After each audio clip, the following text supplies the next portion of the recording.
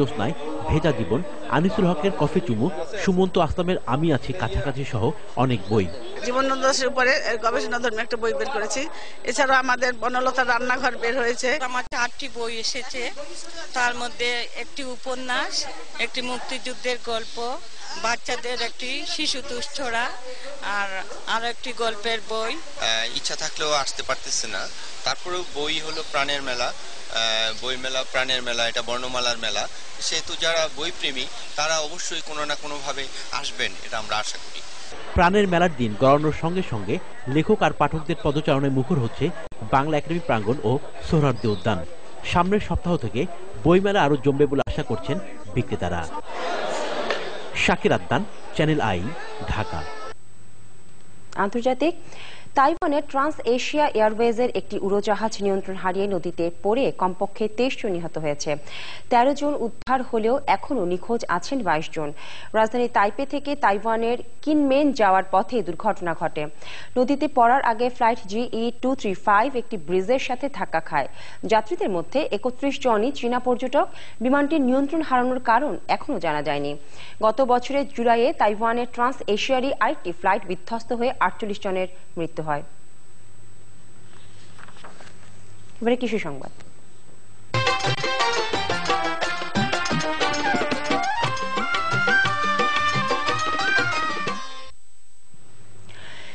ধানভিত্তিক শস্য বিন্যাসে পাইলট প্রকল্পের আওতায় সরিষা উৎপাদনের কৌশলের ওপর রংপুরে মাঠ দিবস হয়েছে। অনুষ্ঠানে 150 জন কৃষক দুটি ধান চাষাবাদের মধ্যবর্তী সময়ে বাড়ি সরিষা 14 চাষ করে লাভবান হওয়ার কথা জানান। সদর উপজেলার পুটিমারি গ্রামে এ আয়োজনে অতিথি ছিলেন কৃষি সম্প্রসারণ অধিদপ্তরের অতিরিক্ত পরিচালক জুলফিকার হায়দার। উত্তরাঞ্চলের 3 জেলা রংপুর, কুড়িগ্রাম এবং বগুড়ায় 300 একর জমিতে পাইলট প্রকল্প বাস্তবায়ন করা হচ্ছে। এবারে পপুলার লাইফ ইন্স্যুরেন্স বাণিজ্য সংবাদ।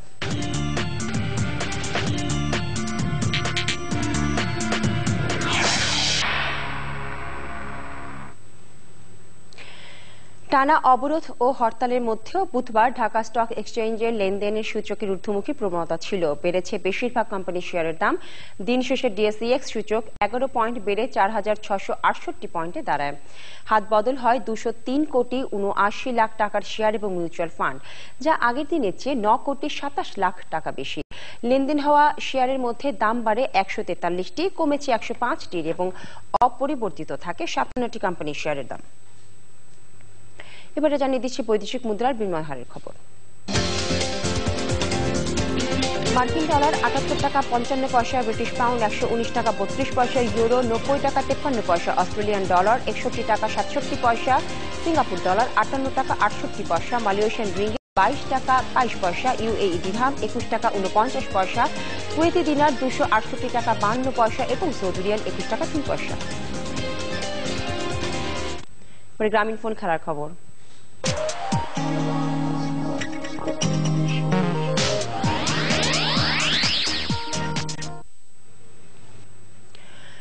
বঙ্গবন্ধু গোল্ড কাপ ফুটবলের প্রথম সেমিফাইনালে আগামীকাল মালয়েশিয়ার মুখোমুখি হবে সিঙ্গাপুর। সিলেট জেলা স্টেডিয়ামে খেলা শুরু হবে বিকেল 5টায়। টুর্নামেন্টে এ গ্রুপের গ্রুপ চ্যাম্পিয়ন হয় মালয়েশিয়া। স্বাগতিক বাংলাদেশকে 1-0 এবং শ্রীলঙ্কাকে 2-0 গোলে হারিয়ে শক্তিমত্তার পরিচয় দিয়েছে তারা। তাদের প্রতিপক্ষ বি গ্রুপ থেকে অনেকটা বরাত জোরে সেমিফাইনালে ওঠা প্রতিবেশী সিঙ্গাপুর। মাত্র 1 পয়েন্ট পেলেও গোল গড়ে বাহরাইনকে টপকে যায় দ্য লায়ন্স। ফাইনালে ওঠার ব্যাপারে মালয়েশিয়ার টিম ম্যানেজমেন্ট অত্যন্ত আশাবাদী। অপেক্ষাকৃত দুর্বল সিঙ্গাপুর অবশ্য হাল ছেড়ে দিতে রাজি নয়। আর দুই প্রতিবেশী লড়াইকে কেন্দ্র করে আরও একটি ফুটবল উৎসবের অপেক্ষায় রয়েছে সিলেটের মানুষ। আমরা সংবাদের একেবারে শেষ প্রান্তে সিরিয়াল সংবাদ শিরোনাম আরও একবার। জরুরি অবস্থা জারির সম্ভাবনা নাকচ করলেন প্রধানমন্ত্রী। গুটি কয়েক সন্ত্রাসী শায়েস্তা করতে নতুন আইনের সম্ভাবনাও প্রত্যাখ্যান।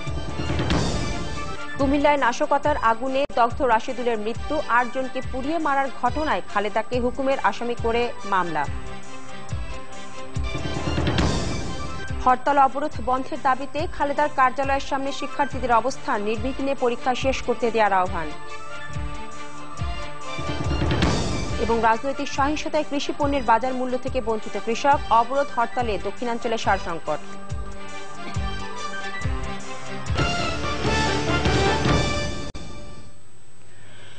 এছাড়া চ্যানেলের সর্বশেষ সংবাদ জানতে যে কোনো জ্যোৎস্নায় ভেজা জীবন, আনিসুল হকের কফি চুমু, সুমন্ত আসলামের আমি আছি কাছাকাছি সহ অনেক বই।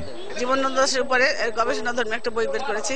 এছাড়াও আমাদের বনলতার রান্নাঘর বের হয়েছে। আমার 4টি বই এসেছে, তার মধ্যে একটি উপন্যাস, একটি মুক্তিযুদ্ধের গল্প, বাচ্চাদের একটি শিশু দুষ্ছড়া আর আরো একটি গল্পের বই। ইচ্ছা থাকলেও আসতে পারতেছে না, তারপরেও বই হলো প্রাণের মেলা। বই মেলা প্রাণের মেলা, এটা বর্ণমালার মেলা, সেহেতু যারা বই প্রেমী তারা অবশ্যই কোনো না কোনোভাবে আসবেন, এটা আমরা আশা করি। প্রাণের মেলার দিন গড়ানোর সঙ্গে সঙ্গে লেখক আর পাঠকদের পদচারণায় মুখর হচ্ছে বাংলা একাডেমি প্রাঙ্গণ ও সোহরাওয়ার্দী উদ্যান। সামনের সপ্তাহ থেকে বইমেলা আরো জমবে বলে আশা করছেন বিক্রেতারা। Shakir Addan, Channel i, Dhaka. আন্তর্জাতিক তাইওয়ানের ট্রান্স এশিয়া এয়ারওয়েজের একটি উড়োজাহাজ নিয়ন্ত্রণ হারিয়ে নদীতে পড়ে কমপক্ষে 23 জন নিহত হয়েছে। 13 জন উদ্ধার হলেও এখনও নিখোঁজ আছেন 22 জন। রাজধানী তাইপে থেকে তাইওয়ানের কিনমেন যাওয়ার পথে দুর্ঘটনা ঘটে। নদীতে পড়ার আগে ফ্লাইট GE235 একটি ব্রিজের সাথে ধাক্কা খায়। যাত্রীদের মধ্যে 31 জনই চীনা পর্যটক। বিমানটির নিয়ন্ত্রণ হারানোর কারণ এখনও জানা যায়নি। গত বছরের জুলাইয়ে তাইওয়ানের ট্রান্স এশিয়ারই আরেকটি ফ্লাইট বিধ্বস্ত হয়ে 48 জনের মৃত্যু হয়। এবারে কৃষি সংবাদ।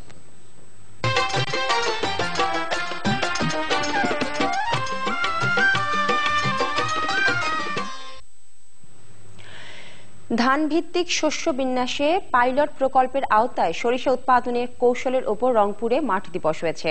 অনুষ্ঠানে 150 জন কৃষক দুটি ধান চাষাবাদের মধ্যবর্তী সময়ে বাড়ি সরিষা 14 চাষ করে লাভবান হওয়ার কথা জানান। সদর উপজেলার পুটিমারি গ্রামে এ আয়োজনে অতিথি ছিলেন কৃষি সম্প্রসারণ অধিদপ্তরের অতিরিক্ত পরিচালক জুলফিকার হায়দার।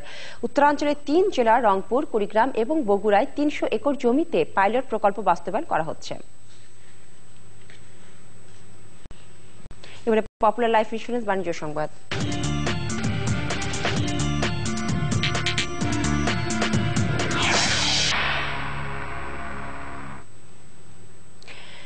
টানা অবরোধ ও হরতালের মধ্যেও বুধবার ঢাকা স্টক এক্সচেঞ্জের লেনদেনের সূচকের ঊর্ধ্বমুখী প্রবণতা ছিল। বেড়েছে বেশিরভাগ কোম্পানির শেয়ারের দাম। দিন শেষে ডিএসইএক্স সূচক 11 পয়েন্ট বেড়ে 4668 পয়েন্টে দাঁড়ায়। হাত বদল হয় 203 কোটি 79 লাখ টাকার শেয়ার এবং মিউচুয়াল ফান্ড, যা আগের দিনের চেয়ে 9 কোটি 27 লাখ টাকা বেশি। লেনদেন হওয়া শেয়ারের মধ্যে দাম বাড়ে 143টি, কমেছে 105টির এবং অপরিবর্তিত থাকে 57টি কোম্পানির শেয়ারের দাম। এবারে জানিয়ে দিচ্ছি বৈদেশিক মুদ্রার বিনিময় হারের খবর। মার্কিন ডলার 78 টাকা 55 পয়সা, ব্রিটিশ পাউন্ড 119 টাকা 32 পয়সা, ইউরো 90 টাকা 53 পয়সা, অস্ট্রেলিয়ান ডলার 61 টাকা 67 পয়সা, সিঙ্গাপুর ডলার 58 টাকা 68 পয়সা, মালয়েশিয়ান রিঙ্গিট 22 টাকা 22 পয়সা, ইউএই দিরহাম 21 টাকা 49 পয়সা, কুয়েতি দিনার 268 টাকা 52 পয়সা এবং সৌদি রিয়াল 21 টাকা 3 পয়সা। গ্রামীণ ফোন খেলার খবর।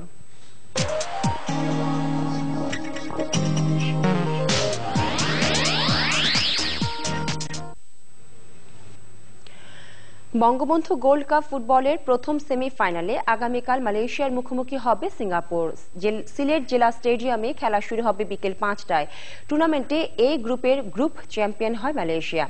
স্বাগতিক বাংলাদেশকে 1-0 এবং শ্রীলঙ্কাকে 2-0 গোলে হারিয়ে শক্তিমত্তার পরিচয় দিয়েছে তারা। তাদের প্রতিপক্ষ বি গ্রুপ থেকে অনেকটা বরাত জোরে সেমিফাইনালে ওঠা প্রতিবেশী সিঙ্গাপুর।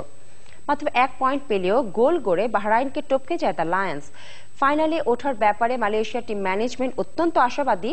অপেক্ষাকৃত দুর্বল সিঙ্গাপুর অবশ্য হাল ছেড়ে দিতে রাজি নয়। আর দুই প্রতিবেশী লড়াইকে কেন্দ্র করে আরও একটি ফুটবল উৎসবের অপেক্ষায় রয়েছে সিলেটের মানুষ। আমরা সংবাদের একেবারে শেষ প্রান্তে সিরিয়াল সংবাদ শিরোনাম আরও একবার। জরুরি অবস্থা জারির সম্ভাবনা নাকচ করলেন প্রধানমন্ত্রী। গুটি কয়েক সন্ত্রাসী শায়েস্তা করতে নতুন আইনের সম্ভাবনাও প্রত্যাখ্যান। কুমিল্লায় নাশকতার আগুনে দগ্ধ রাশেদুলের মৃত্যু, 8 জনকে পুড়িয়ে